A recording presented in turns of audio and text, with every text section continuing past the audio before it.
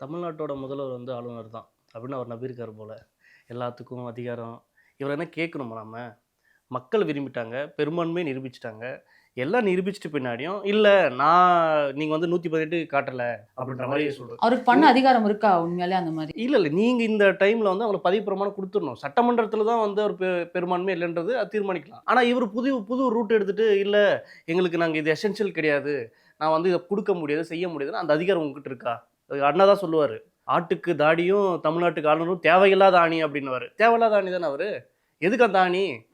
மக்களோட வரி பணத்தில தான் வாழ்ற. உனக்கு இங்க ஒரு கிண்டில உனக்கு ஒரு மாளிகை, ஊட்டில ஒரு மாளிகை. எதுக்கு குடுத்துருக்காங்க? நாங்க என்ன சொல்றோமோ அத நீ கேட்கணும். அத குடுக்கணும்.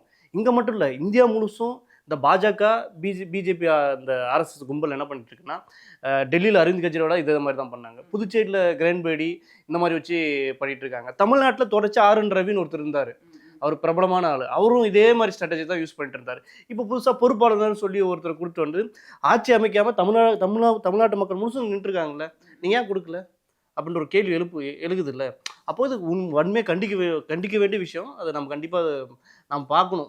நம்ம அழுத்தம் குடுக்கணும் அப்படின்றது தான் என்னோட பாயிண்ட்.